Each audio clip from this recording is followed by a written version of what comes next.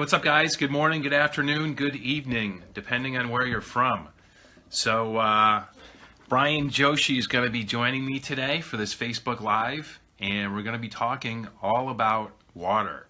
So let me send Brian the invite, and we'll get started. And there's Brian. Good morning. How's it going, man? Very good, Nathan. How are you doing? Great. Thanks for joining me today. Hey, no problem at all. I'm glad the timing worked out for everyone. Yeah. So Brian really just returned from 2 weeks in Vietnam. So tell us about your vacation. How was that? Oh, fantastic. You know, it's not often that you get a chance to get out into the sun and really soak up some of the wonderful rays that we get. And I'm just really fortunate that I'm here in the latitude where you can enjoy not just the sunshine, but also exposure to vitamin D. And certainly we don't get enough of it, even though we often live here in the kind of tropical climates that we see, but we're trapped in the office and we rarely get to see sunshine. And quite a lot of people, many of my colleagues, often get less than 11 to 12 hours sunshine the whole week, considering that we live in the tropics. So it's just one of those things. But we're not here about light. We're going to be talking about water. So I just really excited to kind of talk about this topic. And I know there's quite a lot of interested people wanting to know more information on this topic. Really glad to have this podcast with you today. Yeah, definitely. Me too. So just a little bit background. So Brian and I met through LinkedIn. So I was posting some stuff about quantum biology and mitochondria, and Brian was, and we liked and commented on each other's posts, and we connected. We started talking, and we found that we have a lot of common interest, and we're going to be partnering up on some things. Maybe we'll talk about that later. But anyway, from the first time I spoke to Brian, he taught me so much stuff, and he's got a very in-depth knowledge on water. So I wanted to bring Brian on today so he can kind of tell us some of the things he's learned, because Brian has been talking with people like Gerald Pollack, other very famous water researchers that aren't as well known in the West. And so lots of interesting stuff. But Brian, first, why don't you just share a little bit about your background and how you got into all this quantum biology, mitochondria, water, and talk about how your professional IT background and kind of what piqued your interest in the quantum realm. Sure, no problem at all. Well, let's start with water. I mean, I first stumbled across a bunch of research scientists while I was doing some work in the Middle East. And these guys were pretty fascinating. And they developed a really unusual technology that was able to find water underground. But it wasn't the regular kind of water that you and I know of. This was the kind of water that Gerald Pollack and Martin Chaplin and various others really were focusing on, which was this kind of structured water. And they were really fascinating because they opened up my mind in terms of what water was all about. I thought water was just simply the stuff that you turn on your tap and you just drank straight out from. And that was the stuff that I was familiar with. And when they started to talk about the implications of different types of waters, I became really fascinated. And I started following these guys almost religiously. I became obsessed with some of the research that they were doing, and they were very well connected within the water research community, even more so than some of the other people I'd been in contact with. And they were not from the paradigm of mainstream science.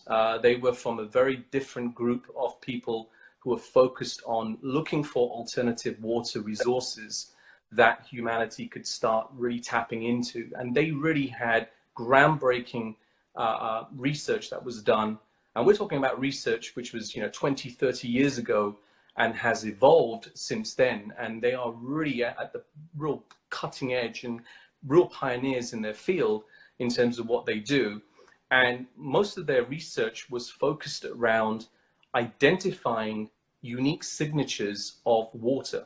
Now, we're talking about magnetic resonance fields that you can actually use to identify various different types of water. And that could be done today. And they have the ability to be able to identify natural resources like water, and water in specific, where they can hone in on waters which are structured waters. And this is something that if you look at all the conventional science that is out there, if you look at people who are focused in the field of hydrogeology, look at water engineers, they'll tell you, they'll talk to you about science, they'll talk to you about the technologies which are out there to find water, but that's just the conventional water that you and I are familiar with, the hydrogeological cycle, in terms of the actual the water that we're all familiar with every single day. But what these guys were tapping into was water that was really not from that cycle that you and I are familiar with. It was coming from a much, much deeper source of water that was pretty well untapped. Now, I was least. And Brian, what part of the world was this happening in? Well, this was happening all over the place. They were doing field research in the Middle East. They were doing field research in the States, in Africa, in Asia. So they were doing work pretty much extensively before I met them for at least a decade. And after I'd met them, they were doing projects where they were going out there and proving to people that they could tap into this water resource that others could not find. And in fact, part of the challenge that they declared to people was, you tell me where you think water is and where you think it isn't, and the areas where you think it isn't, we'll go and find you water there. And they put the challenge out there to people, and they haven't failed yet. They have 100% track record in finding water, and it is naturally structured. So let me quickly tell you what do they mean by structured water. So for them, it was a very, very difficult way to prove water was structured before, certainly in the last, I would probably say 6 to 7 years before some of the more recent research that's been done by Gerald Pollock et al. This water itself displayed some really unusual properties. One of the first things that we were able to identify is that many of the microbial or pathogenic contaminants in the water simply just didn't exist.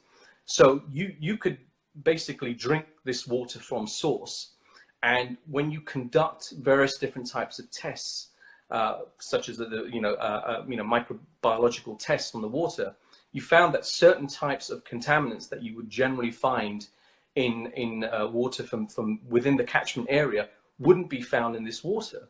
And that was the first difference that we identified with this type of water, was that in order for the water to exhibit such types of properties, the water itself would have to be completely different from what you and I understand as normal water. And if you speak to a classic water engineer or a hydrologist, they will simply dismiss the fact that this water or this type of water exists. In fact, they don't even believe in the theory that this type of water could exist. They simply classify it as an anomaly. And when you classify something as an anomaly, you really don't have a basis on which you can start any practical line of investigation, any practical and sensible style of field work where you can go ahead and you can actually verify that this is actually correct. So what happens is that all of this research gets pushed into the outer perimeters of mainstream science, and it really is managed by people who think outside of the box. So you've got guys who are really smart individuals, real bright guys who really understand this subject matter really well, but these guys work out on the perimeter because they're too afraid to bring some of this information out to the public in case they get, I guess, they get humiliated in public in terms of some of the information and data that they present, because it's not mainstream. So Right. they basically Yeah, find it's the same themselves with like a lot of these excluded. innovative researchers that are kind of way ahead of the curve. First they're kind of, their contemporaries make fun of them, and then it takes about what 15, 20 years for them to be kind of recognized for their genius and what they're actually trying to share with the world. Absolutely, that's right. And I'll be honest with you, these guys are well ahead of the game. I mean, some of the research and some of the work that they've done on structured water was at least a decade before Gerald Pollack was actually involved in some of this area of research. So they've known about structured water for at least the best part of 30 years. And the technologies that they've actually developed that can now accurately, source this water is groundbreaking. I mean, these guys have actually done trials, and I've actually been present during some of the field trials that they've done, where they've actually proven, to some of the experts and so-called experts in the world, that this water is actually, you can actually find it, and also the fact that the water is completely different. Now, one of the other areas of interest which I had was when I first started looking at this water was how on earth do you separate the evidence? How do you present the evidence, and what evidence are you actually looking for? And this was one of the key things which I was struggling with right from the very start, because when you look at the water, it displays very similar characteristics. So when you look at the physical properties of the water, it looks fairly similar. It looks similar to normal H2O. When you look at the chemical composition, and you look at some of some of the other chemical compositions and biological compositions, some of them are very, very similar. But when you get down to the nitty gritty of it, and I think this is really where Jerry Pollack made the big difference, was the fact that the water itself, the entire the geometry or the geometric structure of the water was entirely different. And it was my investigation into this area really started when it came down to the hydrogen bond angles and the overall measurement, because one of the first things that I realized was that there had to be something different to this water. If it's not chemical, if it's not biological, it's got to be something that's in the water that's got to make it different. And I started to investigate the hydrogen bond angles, and also the overall the actual structure of the overall geometry. And in doing so, what I realized was that there are differences in water, and the hydrogen bond angle is different. So if you look at normal H2O, the bond angle between the two hydrogen atoms is 104.5 degrees. Okay. Now, if you take a look at the deuterium, so for example, so kind of like this. correct. That's right. Yeah. It really is. It really is not exactly a perfect tetrahedral shape, but it's almost close to it. But then when you take a look at something like deuterium, for example, or deuterium oxide, which is very what we all know as heavy water, that has a slightly different bond angle, and that basically is 106 degrees itself. So one could argue that the bond angle of this water has some relevance in terms of what the type and structure of this water actually is. But then Gerald Pollack came along, and he revolutionized everything when he went and studied substances inside water, namely hydrophilic substances, and by sheer accidental and coincidence, he was able to deduce that with light. And when you start introducing light itself, light has the ability to induce charge separation in the water. And this was something that was fairly new and unheard of in the water community. And this then starts to open up a whole new Pandora's box, because once you start to understand that water has the ability to separate charge, then you start having huge implications on biochemistry. And this is something that the mainstream water industry really doesn't want to get involved with. It really doesn't care too much in terms of some of those biochemistry implications. It's really interested in promoting things like health attributes, how much, how much alkaline minerals do I get in my water? And you'll constantly see that publicized on the back of these bottled waters that you buy off the shelves. So nobody really wants to get into this realm. And the problem is that a lot of the funding that is required to research into this area just isn't being made available. And everyone's suffering the same problem. No matter what research scientists that you go and talk to, and I've spoken to probably the best part of around 30, 40 of them around the world, and I can safely tell you they all have the same problem, which is water's great, but it's not as interesting as nuclear physics, or it's not as interesting as astronomy. Right. And the problem there is that there's more money going into astronomy and more money going into outer space research than there is in terms of this particular area. And I really don't understand why, because when you consider the fact that 70% of your body mass is water, 99%, molecules are all water.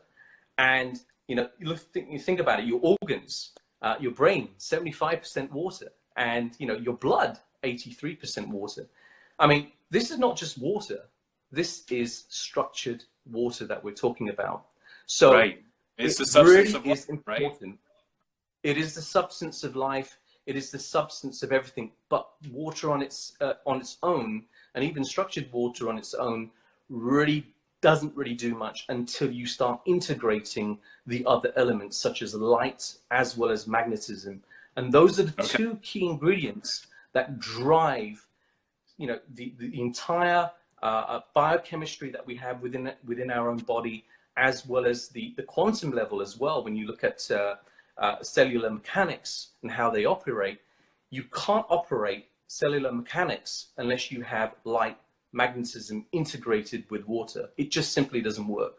Got it. Hey, Brian, some of the things. Can I ask you a couple of questions? Sure. So two things.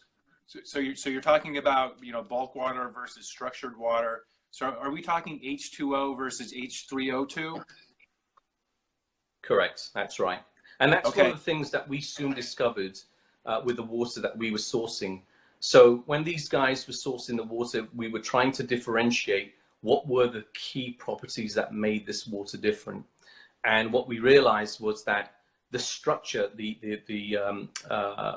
geometry and the molecular structure of the water itself was entirely different. And it's something which is really fascinating because, again, we were of the belief, and this research was done, almost two and a half decades ago, where, the research and the work of Jerry Pollack wasn't known at the time. So it was very difficult to understand that, you could separate charge in water just simply by using light and hydrophilic surfaces. This was something that was, was completely taboo, and something that you wouldn't find, within mainstream science, people talking about it. But inside our body, all the water that we have is structured. And that's why it's so important that we're exposed to light, and also water itself it's a dipole. It's magnetized. It has a north and it has a south pole. So when you think about it from that perspective, we need to induce charge to separate positive and negative. And sunlight is so important and so crucial to maintaining that charge inside the water, because everything else relies on it. Your body, the function of your organs rely on the charge of that water. And if that charge potential drops, you're in serious trouble. And I'll tell you now, 85% of people in North America are dehydrated, and they fall sick. So Brian, so just layman's terms, what does that mean when you're dehydrated? Well, simply what it means, when you're dehydrated, your body starts to, well, let's look at the facts. So 2% of your body is all it takes to be dehydrated. So if you lose 2% of your body's water, you're going to start having some serious problems, like cognitive problems, for example, and certain organs are going to start to behave erratically. And you're going to have symptoms of that, where you'll have things like headaches and dizziness, for example. So these kinds of things are really important to pay attention to, and it's important to be hydrated on a consistent basis. Now, What are some of the easy ways to check on your hydration? Well, some of the easiest ways that I've known since I was a young boy was the fact that you check the color of your urine. And if your urine color starts to become yellow and dark yellow, you're starting to get dehydrated.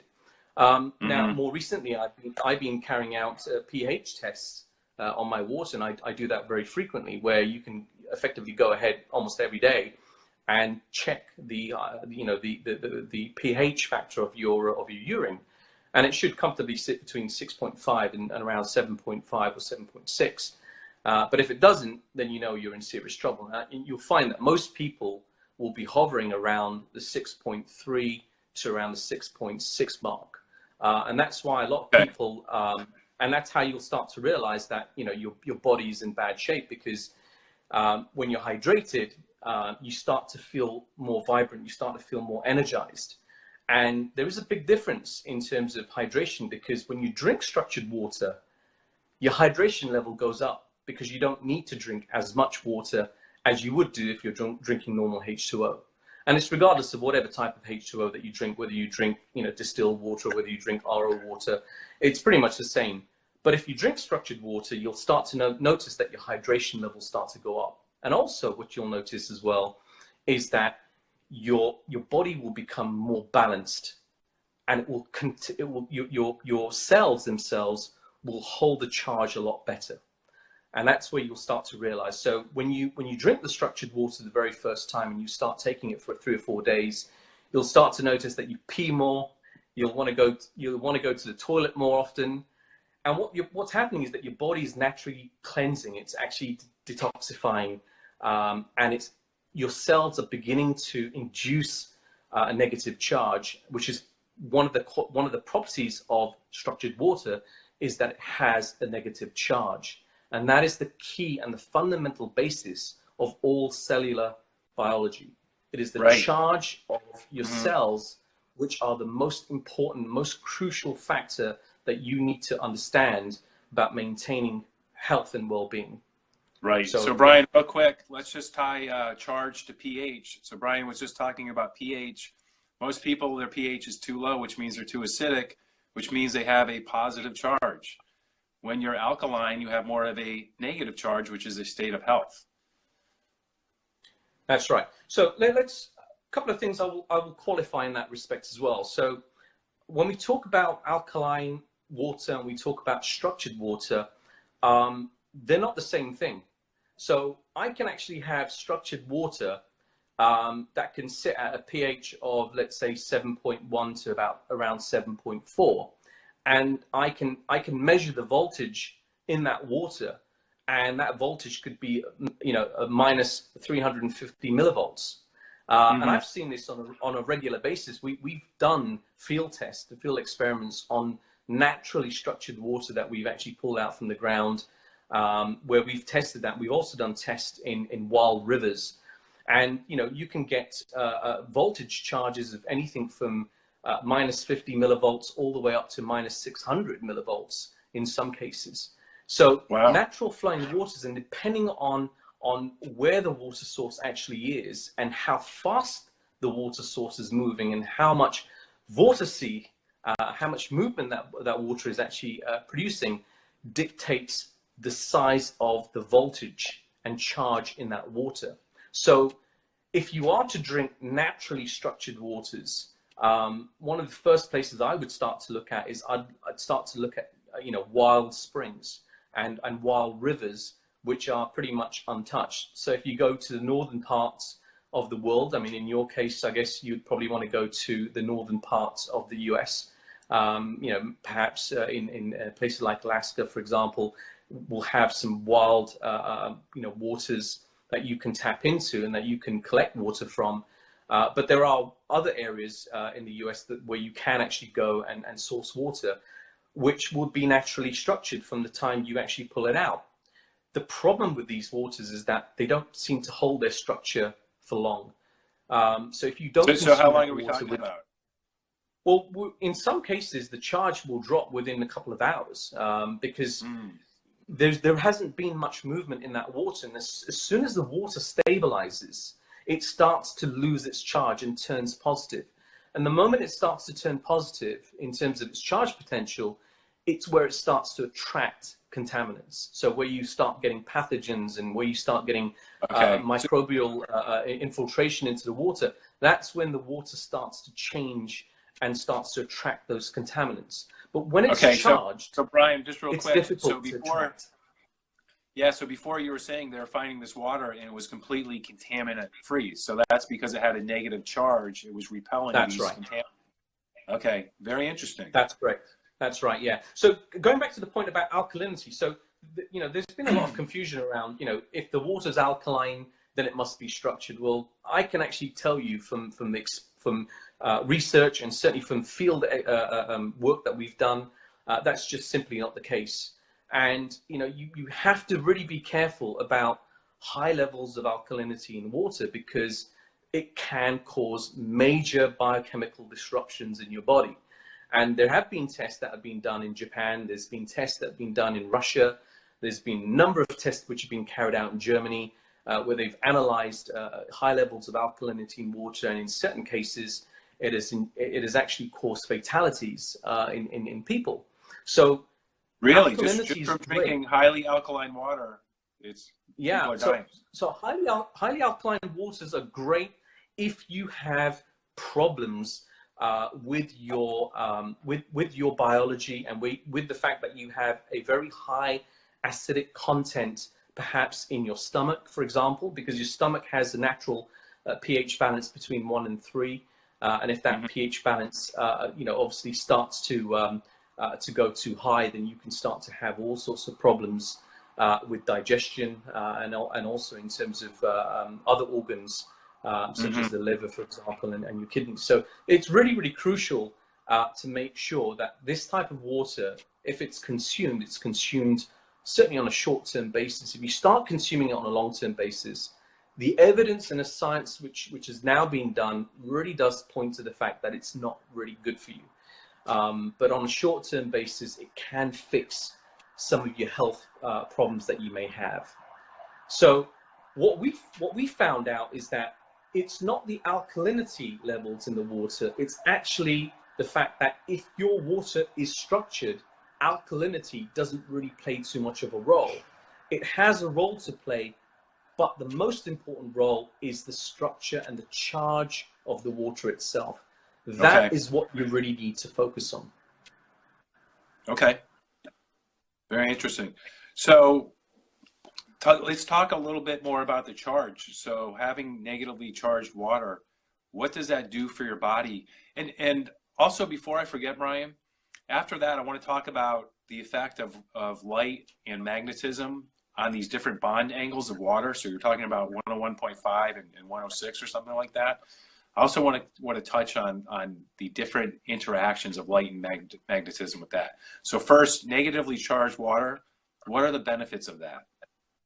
Okay, so let's look at it from a cellular perspective. So if anyone's actually done any work or have done any research recently on the likes of Robert O. Becker and the likes of there's a couple of other people. I'll mention it within the URL later on. But the work that they've done in terms of magnetism, in terms of charge on certainly within water itself, what they've discovered is that your cells contain a type of structured water that holds a charge of around -20 to -25 millivolts. And this applies to a healthy cell within your body. Now, bearing in mind that if this charge potential drops and moves towards the positive side, then you start to notice that your health starts to suffer, and you start to show symptoms of being unhealthy, and you may have symptoms like getting a cold, getting the flu, headaches, feeling faint, for example, but to name a few. And what they notice is that, for example, if you were to hurt your finger and you were to have a low charge in your cells, it will take a lot longer for you to recover rather than if you have a healthy charge in your body. Now, there are three places that you can effectively get charge or negative charge from to support your structure, or to support the creation of structured water inside your body. And that really comes from the fact that you need light. Light is an essential component for helping to structure this water, and specifically light within the UV and the infrared range. That's really important for the penetration. So from the sun? Certainly from the sun, and that's one of the reasons why it's so important to be out in the sunlight. And it's not just for fun and for getting a tan. It's the fact that the heat from the sun itself and the various different spectrums of light help to penetrate through the skin and to start energizing and creating a charge separation, which creates this structured water. The less sunlight that you have, the less you attract in terms of charge and charge which is delivered through electrons through your body. Now, that's one of the first things that's really important. The second thing that's really important as well is the fact that you have magnetism, which is really crucial at play in this game as well, because the fact of the matter is that without introducing magnetism into the overall effect, you don't really understand how this charge potential really works in delivering the required charge to your cells, to your mitochondria, and also in terms of removing and detoxifying your system, removing these positively charged protons out from your system. You really need to understand how that dynamic works. So from my perspective, if your cell is in trouble, it needs an increased charge potential. And the only way it's going to get that is it's going to redirect nutrients and charge to that damaged cell, and it's going to increase the voltage to around -50 to around -75 millivolts to begin the repair process and to allow it to effectively to separate, to split, and to regenerate.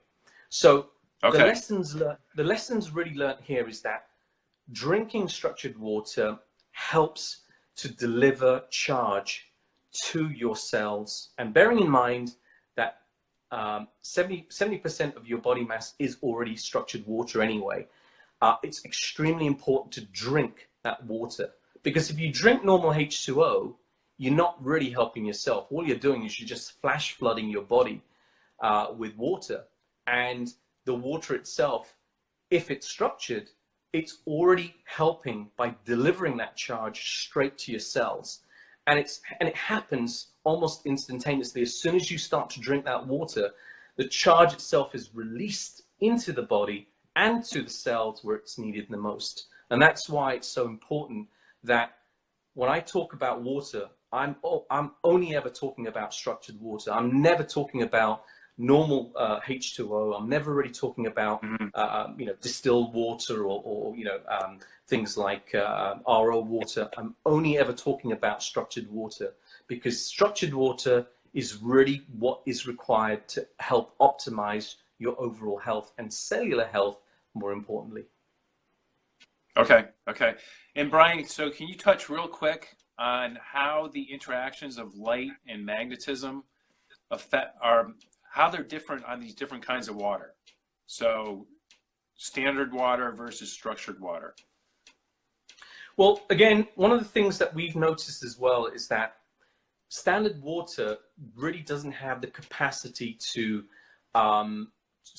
separate this particular charge that we have unless you start to introduce certain types of frequencies. So when we started to look at water, when I started to look specifically at water about 5 years back, and this is before I even knew about the research that Jerry and Martin and various others had actually conducted on structured water, what we started to realize was that the refractive index of the water that we were sourcing was slightly different to normal water. And we started to realize that the light itself was behaving differently with structured water than we saw with normal water. So we knew that there was some importance that light had on water, but we couldn't quite figure out back then what the importance was.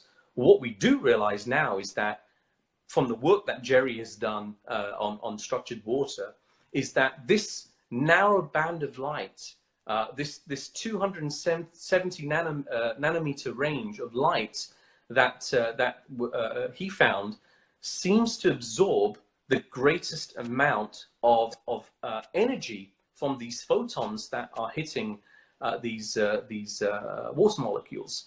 And in doing which is so, UV light, by the it's way. actually helping to. Sorry? I said, which is UV light, by the way, for our listeners. That's correct. That's right. That's correct. So in doing so, what's actually happening is that in the presence of hydrophilic surfaces, you instantly see a charge separation because the photons of light are actually delivering and helping to deliver the charge and to effectively separate these magnetic charges within the dipole. So you have the separation of these negative charges which are being created on the hydrophilic surface itself, and you see the actual positively charged constituents of the water being pushed away. And this is something that we ourselves observed way back before this, the research that I even found on Jerry and on Martin Chaplin. We started to observe these through some basic tests that we'd done on water itself, but we'd only found it on the microbiological constituents within the water, and certainly some of the pathogens that we'd noticed, like E. coli, for example. E. coli wouldn't grow in structured water. It just didn't exist. But when that water itself became normal and it lost its charge potential, it became contaminated.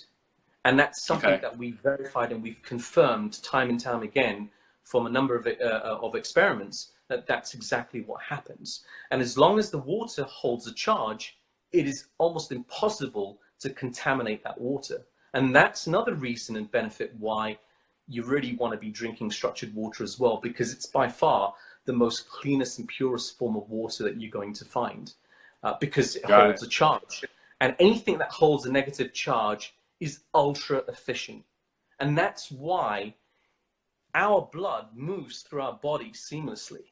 Okay, it has no problems going through even the tiniest of capillaries that we have, because even if you look at some of these capillaries that we have within our body, the blood cells themselves are actually bigger than some of these capillaries that they can actually go through. So you have to wonder. So you're saying it's all charge that's pushing these blood cells through these smaller capillaries.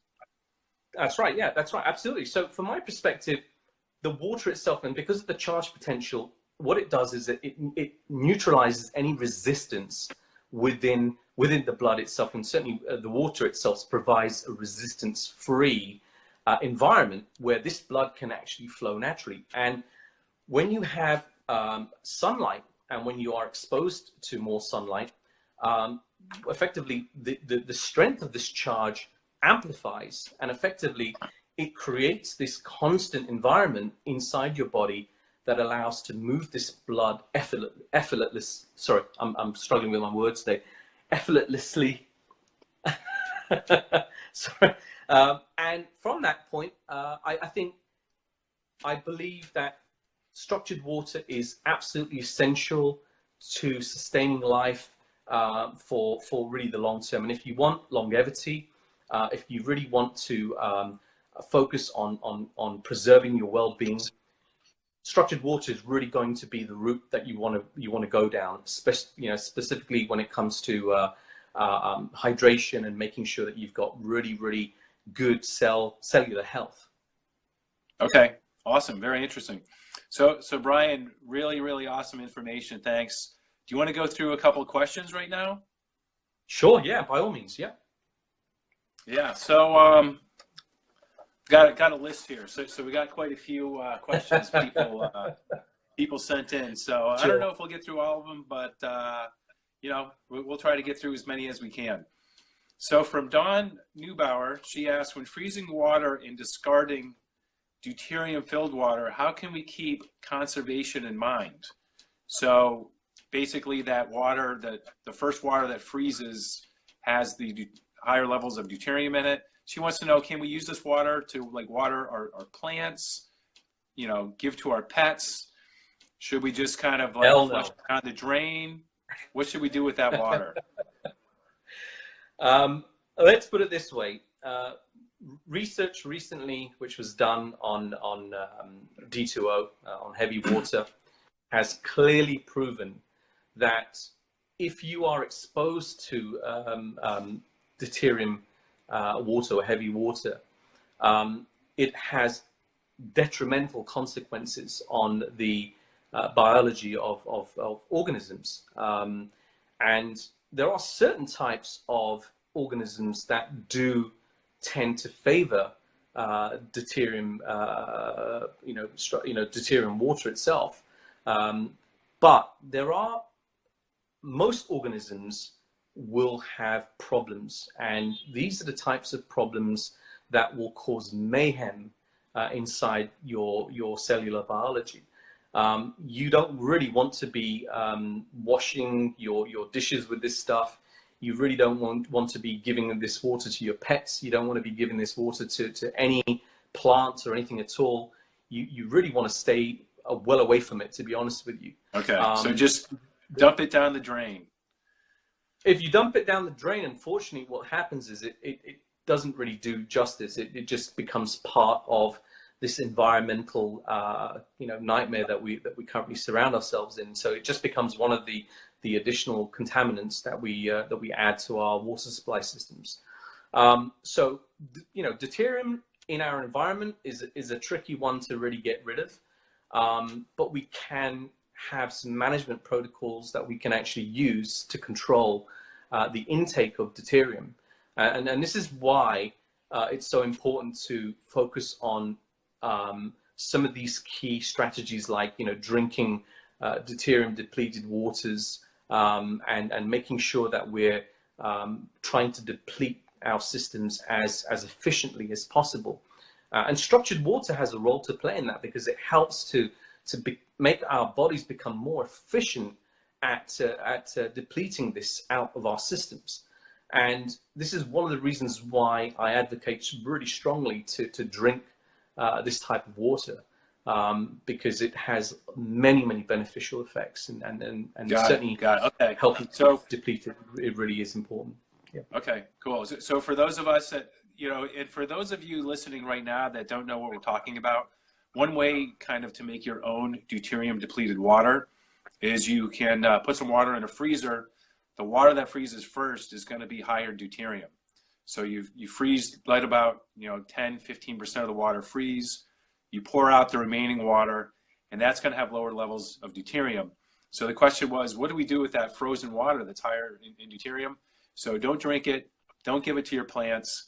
On these levels that we're doing it in our home, I'm not too concerned about doing like environmental harm, because it's, we're talking pretty kind of small amounts of water. But I've been giving it to my plants, so I guess I'll start just dumping it down the drain now instead of I have two kinds of plants that I look at and plants that I eat. I have some herbs in my house. I definitely don't give it to my herbs, but I have been giving it to like plants that I would never eat. But I'll stop doing that now. So that's good to know. I mean, it's an interesting point, Nathan, that you make here, because I come across a lot of people who have home strategies for trying to deplete the deuterium from their water supply. I mean, the fact of the matter is that scientists who have invested in this area have gone long ways to investigating the cheapest, the fastest, the most economical way to remove deuterium from waters. And if some of these strategies were actually working, there'd be a lot more home kits maybe available to allow you to do that. Unfortunately, some of these ways to remove deuterium, such as fractional distillation and electrolysis, requires a huge amount of energy. And the amount of deuterium that you're going to deplete in your waters, if you're using a home-based strategy, is so inconsequential the percentage of depletion that you get, the ratios are so small that it's not really worth it. You burn more time, energy, and effort trying to do it rather than going out there and finding naturally depleted waters that you can go ahead and drink. And that really becomes a challenge for certain people because they're not really sure which waters are deuterium depleted and which ones aren't. And there simply isn't enough information out there for people to be informed on. Yeah, well, so Brian, that's a really good point. And, that list of the document that you made is awesome. So thanks so much for making that. And on that document, so if you guys haven't seen it yet, Brian has his top 6 favorite waters.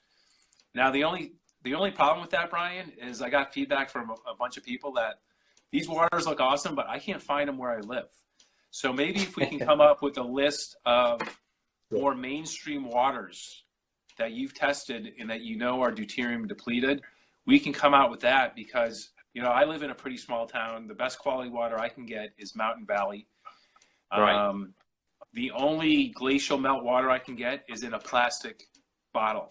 So I try to avoid that. So I like Mountain Valley because it's in glass.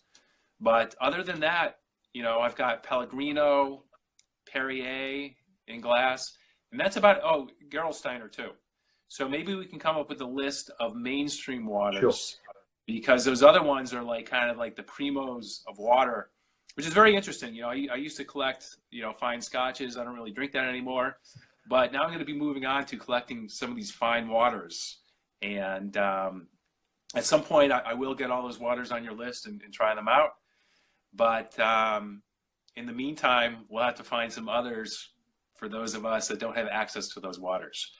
So this question comes up a lot too. How effective is reverse osmosis in removing deuterium from water? And if you can explain how that process works, that would be great too.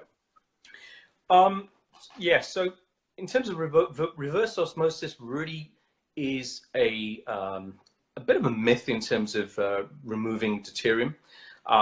There's been research. There's been a lot of experimentation that's been done in depleting the deuterium out of water using reverse osmosis, but unfortunately, it's ineffective. It really doesn't have the scale in which to deplete the levels of deuterium that you'd want. And also deuterium it doesn't behave like some of these trace chemicals and certainly some of these trace elements that you'll find in water, which is really effective when you apply strategies such as reverse osmosis or distillation. Those strategies tend to work really well in removing those types of constituents in water, but when it comes to deuterium, it's pretty much ineffective. So in terms of RO, no, very negligible, if any, effect. But when it comes to the likes of electrolysis, anything which basically induces a lot of charge and heat and pressure, has the ability to effectively separate deuterium. So from that perspective, I think the answer really is that drinking RO water really is not going to help you if you're trying to deplete or trying to induce water which is deuterium depleted. The best ways really to go about it is to really look for waters within the polar regions, for example, certainly within high latitudes in terms of geography, and certainly altitude based as well, because water, certainly deuterium, being a heavier isotope of hydrogen, it's not present as such in great quantities when you have an increase in altitude, and certainly around cold temperatures. So that's one of the reasons why when you look at the document which I sent you, you'll see a range of values in terms of the depletion rates, because our weather systems are seasonal, and as a result, in terms of warmer climates and different types of weather conditions that you have, the deuterium levels will increase, and in some cases will decrease as well in colder climates. So that's the reason why you have such a huge fluctuation in terms of ranges. When you pick your water, you really want to be picking water. You really want to be picking the waters that you are comfortable with, that fall within a very narrow within a very narrow band itself, and waters which have been tested around the season, where you know that your deuterium content is going to be effectively low. So we're talking about, in terms of parts per million, anything from 60 up to around 130 parts per million in certain cases. Now, I've seen waters from Europe, certain waters from Europe that claim to have deuterium depleted levels of up to 110, 120 parts per million. But when you go ahead and when you test these waters, depending on when they were actually sourced at the time of sourcing, and then the season at which they were sourced, the deuterium levels could be quite higher. So you may find that in certain cases that the parts per million would be around 140, when the claims were that it was around 120. So it does have seasonal effects, also in terms of where it's being sourced as well. That really plays a huge difference. So it's really crucial. So that's a good point. So if your water has a date that it was bottled, that'd be good to look at, because Jack brought that up when I did the my Facebook Live with Jack Cruz on New Year's Eve. He talked about water being seasonal, and I don't remember everything exactly that he said, but so this really explains. So in the wintertime, the water is going to be naturally lower in deuterium. In the summertime, it's going to be naturally higher. And like Brian said, depending on where it's sourced from. So if you can source your water from a place in the north, bottled in the wintertime, that's going to be lower in deuterium than water bottled in the summer or bottled at a lower elevate, or not elevation, but closer to the equator, basically. That's correct. Yes, I mean it's a very interesting point, because there's a lot of promotion about water and its properties, and certainly deuterium in more recent years has become focal point for a lot of companies and strategies in terms of selling water. The problem is that deuterium isn't a widely known toxin within water. There are problems in that, unless the mass public really are aware, and unless some of the organizations such as the World Health Organization, who are pretty much they're governing the health and safety standards, are going to promote the awareness of these types of toxins in water, you're not going to find that the wider community are going to adopt measuring these types of constituents in water as well. And that's the big problem that you find. So when I started researching around deuterium, and I started to look into how this could be assessed, one of the things that I realized is that these bodies that were governing water, like the EPA in the US, and when I was working extensively in Australia, which is the Australian Drinking Water Guidelines Authority, they really have no measurement when it comes to deuterium and safety guidelines around it. When I traced it back, it all goes back to the World Health Organization. And when you look at all of the toxins and all of the contaminants and contaminants which are dangerous for human health, you would have expected something like deuterium to be listed within their overall list of toxins, but unfortunately it's not even listed. You have other constituents like mercury and lead, which are much higher on their importance in terms of health and safety than something like deuterium. So deuterium is something which is not extensively being researched within the mainstream scientific community. There are pockets of it that are being done within Eastern Europe. I certainly know it's been done extensively in Russia. It's been done in Israel and in some many different areas. But the key thing is that there's still so little known about the effects of deuterium within water, certainly when it comes to public science.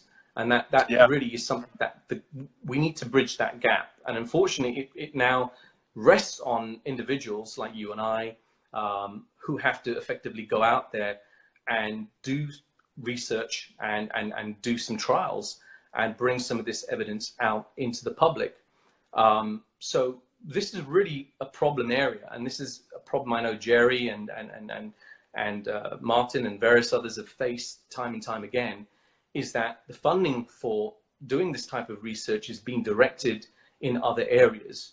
And unfortunately, the funding that needs to be done to really help on our overall health and well-being is not being provided. Otherwise, we would certainly have a much better awareness level of the effects of deuterium on our bodies. Got it. Yeah. You know, it's very interesting. If you go to YouTube and you look at the videos by Dr. Boros, who's probably like one of the leading researchers on deuterium, his top video has like 3,000 views, and it's 3 or 4 years old. So yeah, hardly anybody is even aware of this, and it's really shocking. You know, given what we know about it, that so little is being discussed on this subject. So I want to go through a couple topics here, or a couple questions that have been popping up. Jack Cruz has been leaving a bunch of comments. It's hard to see them on my phone because they're just kind of like flashing by. So it's like, I see it for a few seconds and then the next comment comes up. So let me just kind of scroll through and read some of these comments here, because wow, we've got quite a few, Brian.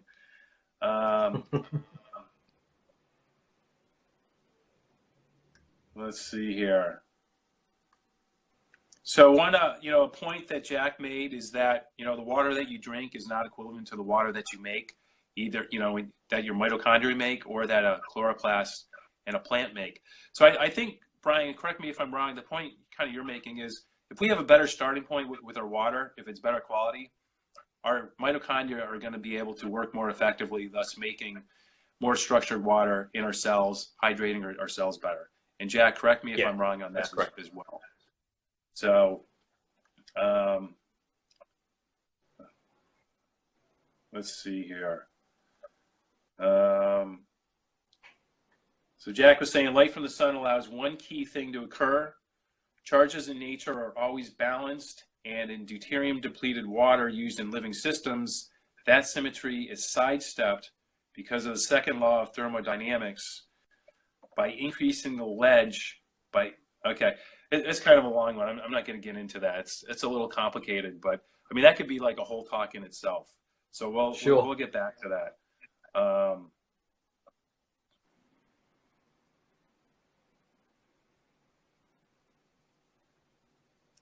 So a lot of questions on making structured water at home. So Brian, you want to talk to some ways that people can make their own structured water at home?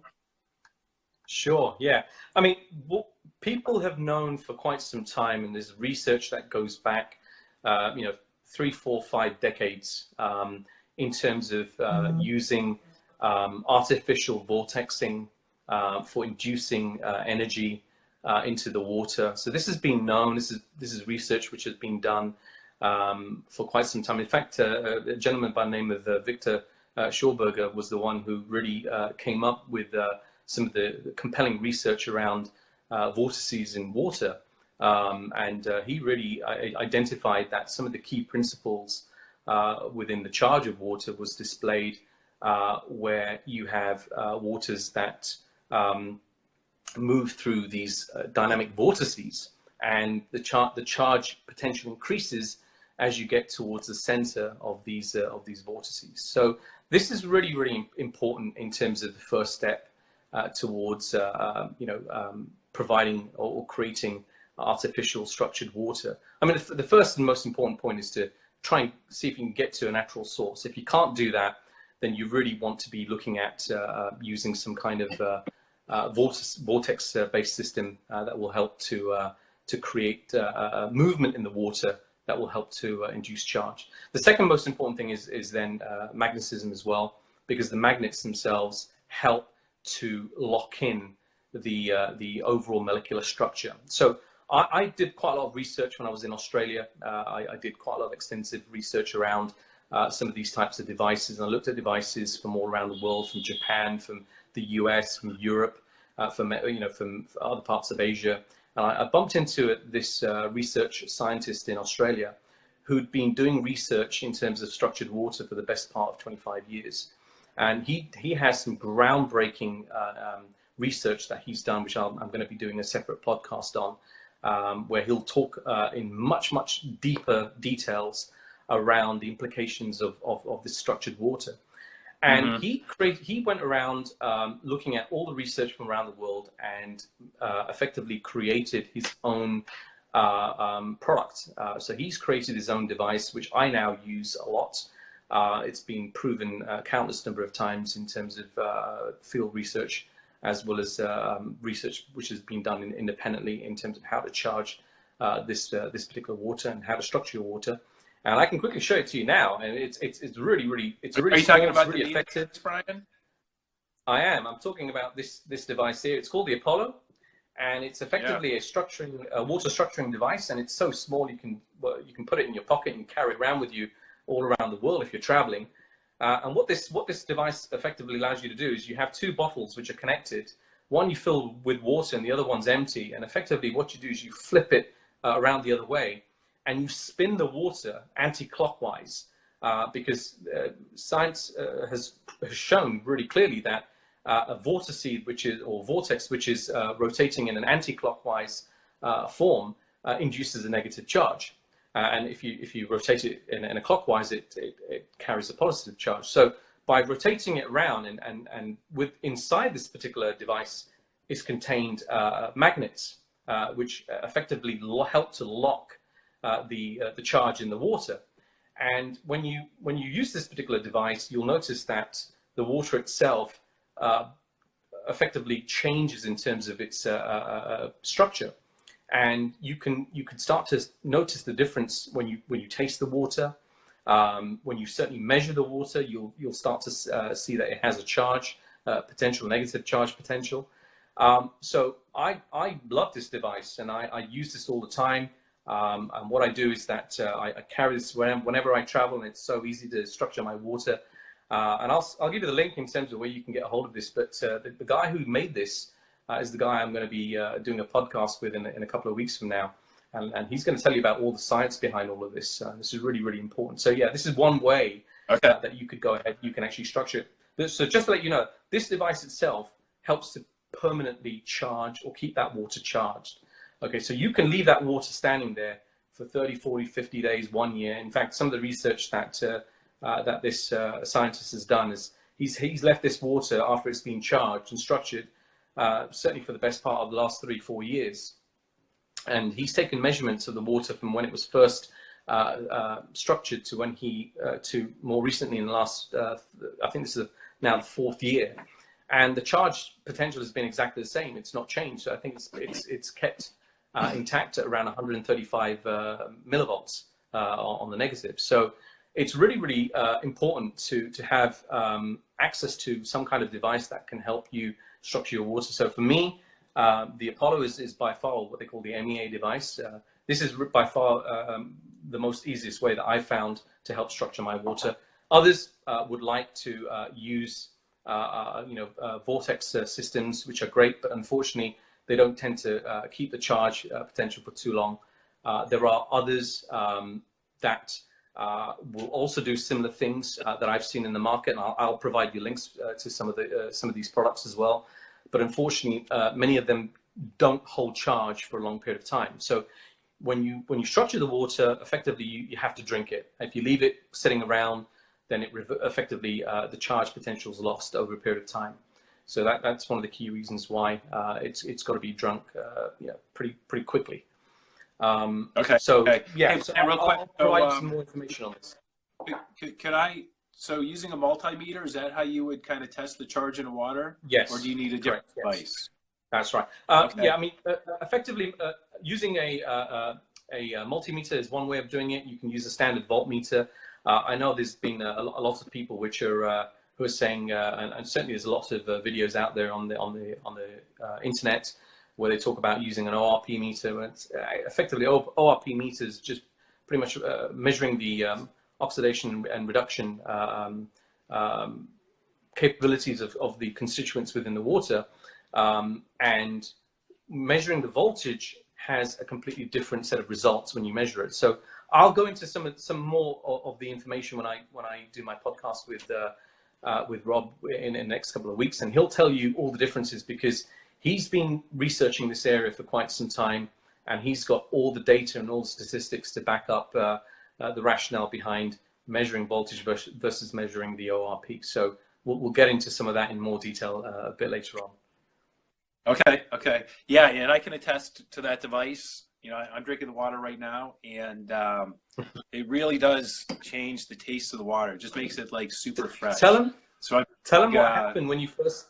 Tell him what happened when you first started to drink it, Nathan. And I asked you how do you find the water, and what were some of the things that were happening to you when you were drinking it? Just to, I guess, tell some of the viewers what you found as well. Well, you know, it was interesting. I don't know if it was from the water or not. Well, first of all, the water tasted great. So I really liked how it tasted. It just tasted, you know, very fresh. And I was using Mountain Valley water, which tastes pretty fresh to start with. This made it taste even fresher. But I herxed a little bit. So if you don't know what a Herxheimer reaction is, it's basically when you kill a bunch of microbes in your body and your body can't get rid of them all, you get different symptoms. You can feel kind of achy, you know, flu-like symptoms. But I kind of herxed a little bit. So from drinking all this water, I don't know if it was the water or just something else, but I felt like I was killing a bunch of crap in my body, and it got it out. So, you know, I'm not going to say like my energy went from like here to here from drinking the water, but I am feeling pretty good. It's been, you know, going on 2 weeks now since I've had the device, and, you know, I made some for my family, and I gave my family a couple bottles.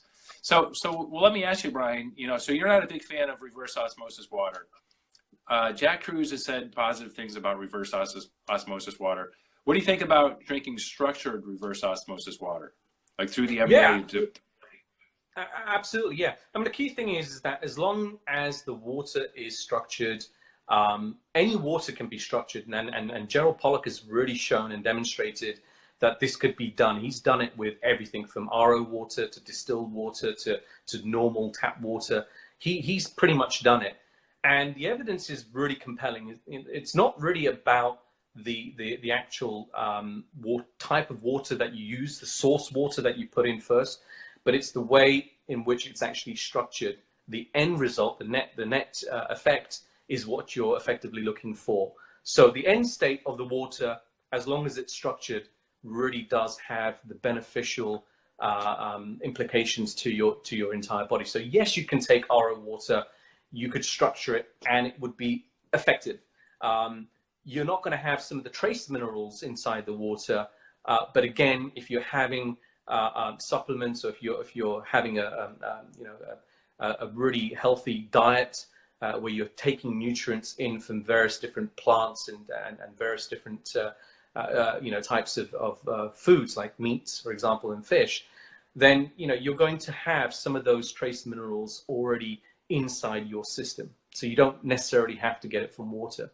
But again, the key message really is that start with good source water, because a lot of people don't have access to that, and those who do really should take advantage of it.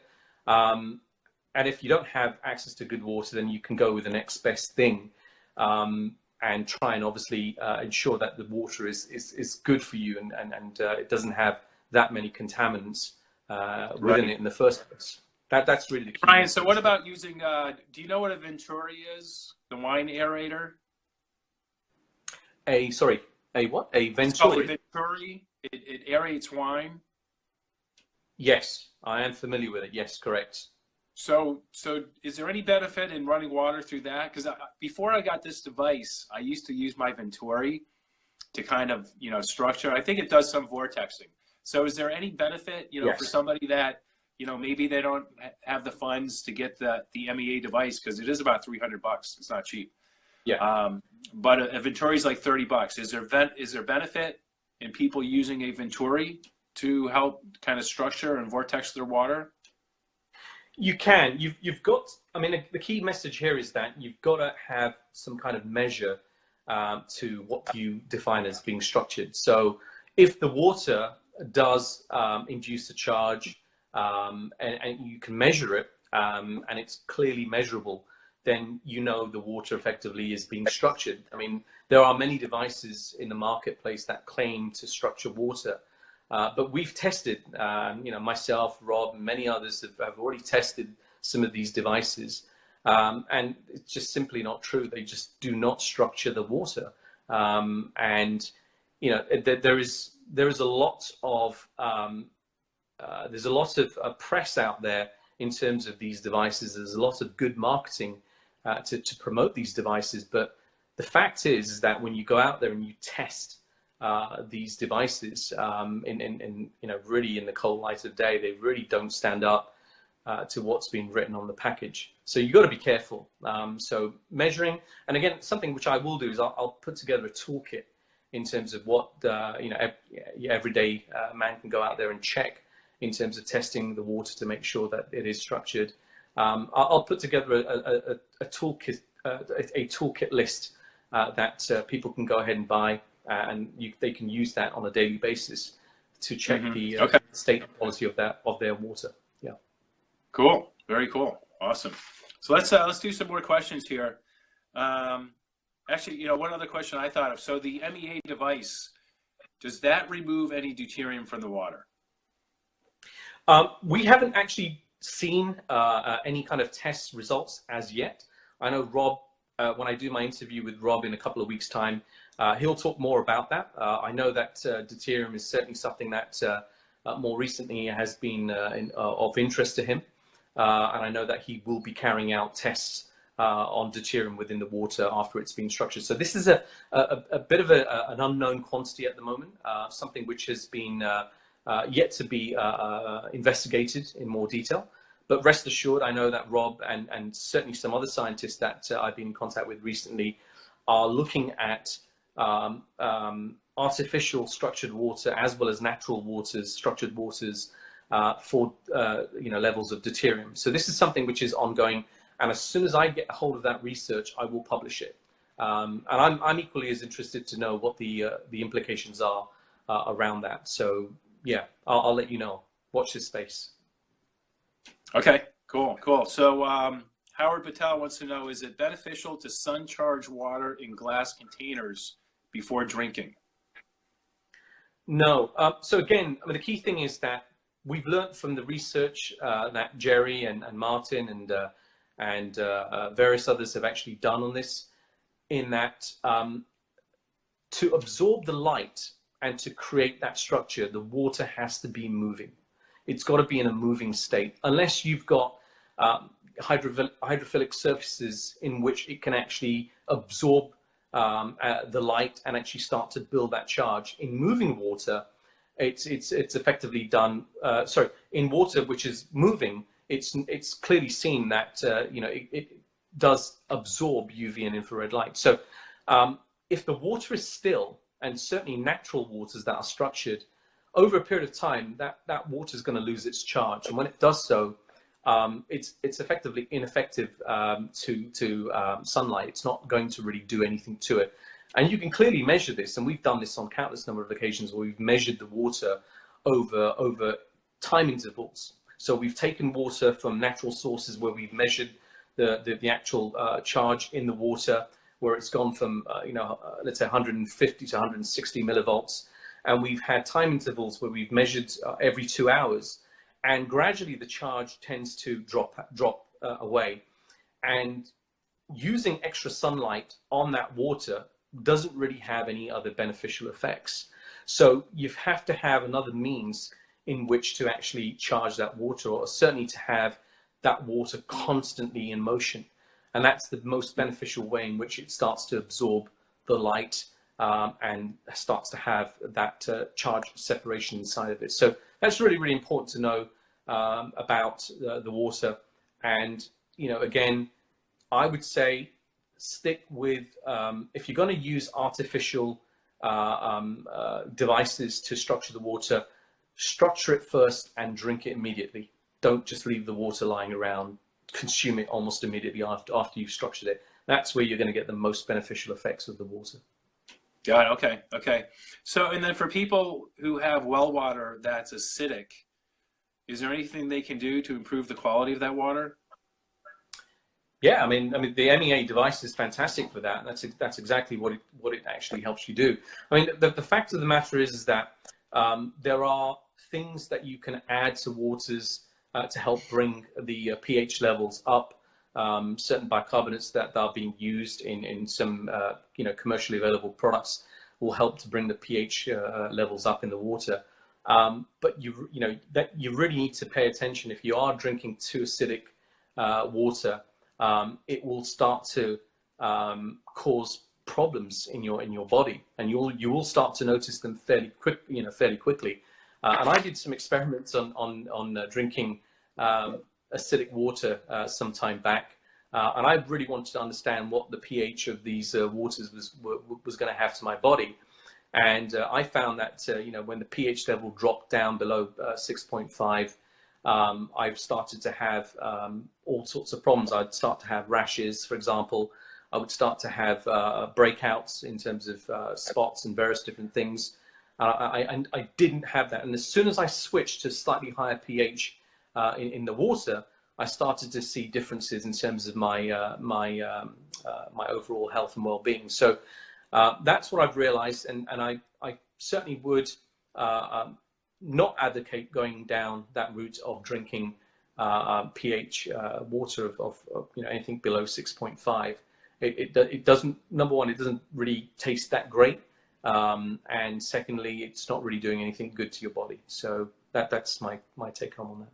Okay. How about what do you think about distilled water? Very similar to Aura. I mean, the fact of the matter is that it's pure water. It's inert. It really doesn't do much. So yes, you can drink it. I call it pretty much flash flooding your system.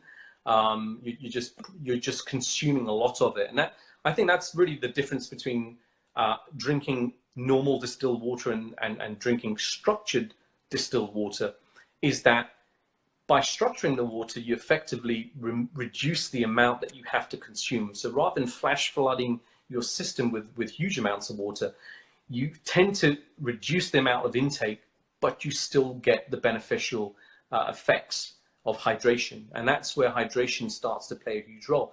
And this is something which I started to check as well. So when I started drinking and switched to structured water, I started to check and test hydration levels. And I started to realize my hydration improved significantly. And I was drinking less, certainly around blue lit environments. So in case people don't realize, I did a hack not long ago where I pretty much lived in a blue lit environment for about 15, 16 hours a day. And I looked to see what the effects it would have on my overall body. And I started to realize I was gaining significant amounts of weight.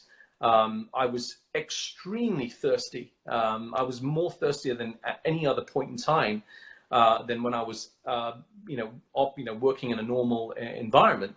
And then, I started to realize that my hydration levels had gone significantly down, and I needed to bring it up. So I then compared the waters between drinking normal water and drinking structured water, and I compared the results over a period of a month, and I found that I was drinking significantly less water when I drank structured water in that blue lit environment than when I was drinking normal H2O. So on average, I was drinking around almost 1.5 gallons to 2 gallons, and this is imperial gallons of water when I was in the blue lit environment, versus around 1 gallon to probably around 1 gallon within that same period of time. That's a huge difference. That's a huge difference. It's a significant difference in terms of the overall level of hydration that I was maintaining. So again, big lessons for people who are going out there and doing these types of checks and hacks. So I now permanently switched to structured water, and again, I source my water from some of those higher altitude locations, and as you can see here, there's a classic example. I mean, I use the Tibet 5100, which is by far, from my perspective, one of the best waters. And I tried to get a hold of the Komalungma water, the one that you were referring to quite some time. And unfortunately, some of the stores where I used to be able to buy it they don't stock that water anymore. So I've had to resort to drinking Tibet 5100, which is still great. Okay. And the parts per million in terms of deuterium is pretty good. Yeah, we're going to see if we can work out a deal where I can start importing some of that water to the U.S. Sure. Yeah, it's not a problem. We'll talk about that one later. Let me know. I can help. Sure, we can ship some out to you. Not a problem.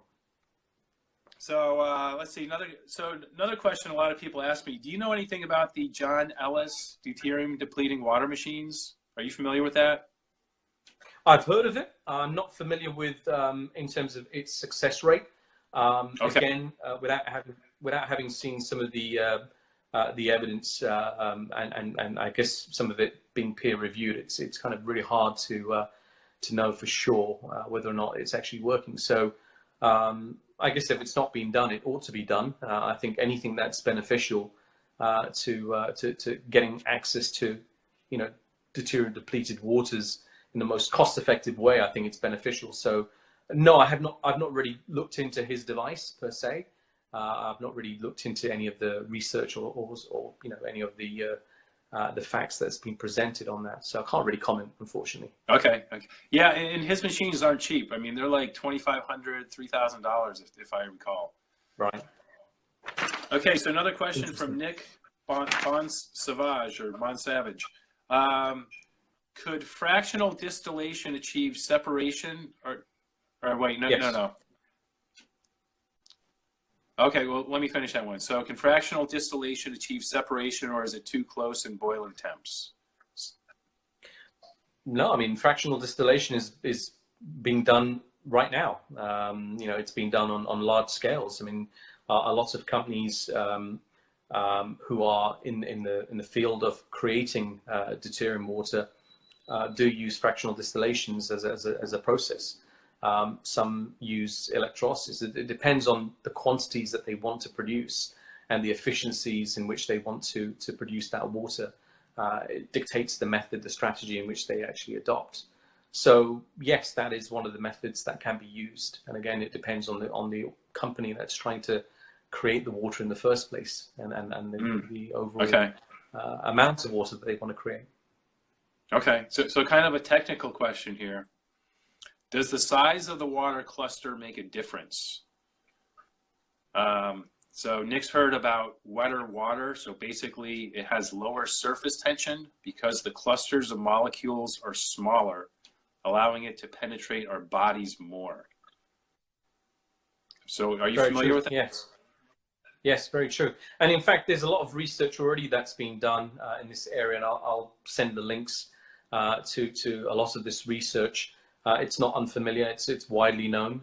The fewer the clusters that you have, the more efficient the water transports through your body, and it's easily absorbed. So clustering is really, really crucial. And if anybody is actually studying structured water per se, will know this to be true and to the case.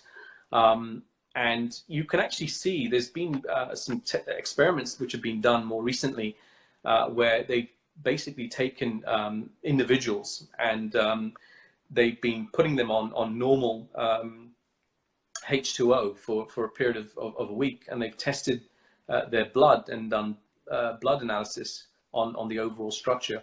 And what they found is that the blood under normal circumstances is generally clumpy. It's acidic, it's clumpy, and it basically loses, it's seen to have lost its charge. As soon as they've drunk structured water, even within a very short period of time, 15 to 20 minutes, and when they've retested, they've actually found that the individuals themselves, and certainly the analysis from the blood test has shown that this clumpiness is gone. The cells effectively are beaming with energy, and they generally tend to repel each other. And this experiment has clearly shown one aspect of it, which is clustering does play a huge role. And when you structure your water, clustering has a significant impact in terms of how that is then absorbed as water within your blood, and certainly in terms of the charge as well that it actually delivers. So yes, it's a very important role. Excellent, excellent. Well, cool. So we've been going about an hour and a half now, Brian. I don't want to keep you up too late. I know, do you head back to work tomorrow? I certainly will, yes, after a long break. But look, Okay. I'm pretty keen and excited to kind of get into this area into more detail. I mean, this conversation was really meant for a high level. I will certainly go into more of a deep dive into some of these areas and some of the technical areas that I know some of your audience members probably have an interest in. And I'll bring out some of the scientific research which has been done, which is not really made. It's not really public. It's not really mainstream. This is stuff which is being done right now, which is ongoing around structured water, and some of the results that the scientists have been finding, specifically the Russians. The Russians are well ahead of the game in terms of structured water and in terms of their understanding of how it works. And the Russian military, in fact, know a lot more about structured water than many others. And also when it comes to some of the other regions, the Germans are well ahead of the game. Some of the scientists Okay. I'm working with are German as well. So very interesting research. I'm really excited to try and get some of this stuff out so that the audience can take some benefit from this and apply some of these principles and protocols to their own environment and their own health. Yeah, definitely. So Brian and I are going to be doing more of these talks in the future. So we're going to be doing kind of a theme of our upcoming podcast is East meets West. So we're going to be sharing different perspectives of just, health, culture. And Brian is in contact with some very innovative researchers that, are just kind of, 10, 15 years ahead of what most of mainstream science is doing, even more in some cases. So we're going to be bringing on some of these experts to hear from them. And we're going to be covering a lot of interesting topics in the future. So Brian, any parting thoughts before we end this call today? I just really want to throw a cat amongst the pigeons as well, because recently I've been doing a lot of work with some Japanese scientists, and we came across and we touched base on the subject of longevity, and longevity was something that we were all interested to know more about, and I approached it from the topic of water. Many of them approached it from various other angles. And we looked at the implications of health and well-being, and some of those implications concern water. And we talked about the Okinawans, and it's a very interesting which are one of the blue zones. Sorry? They're one of the blue zones, right? Yes, that's correct. Yes, that's right. So, the Okinawans are known for their longevity, and they have the highest concentrations of people over the age of 100. If you look at the population of the Okinawans, you'll probably find that out of every 100,000 people that are on the island, there's about 48 that are over the age of 100.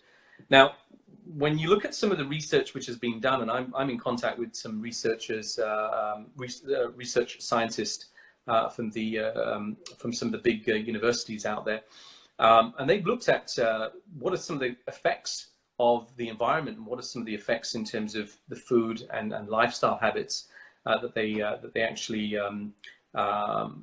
have. And it's very interesting that when I approached the subject of water, and I talked about some of the toxins in water, and we talked about things like deuterium, for example, you have to realize that the people living out there in Okinawa are drinking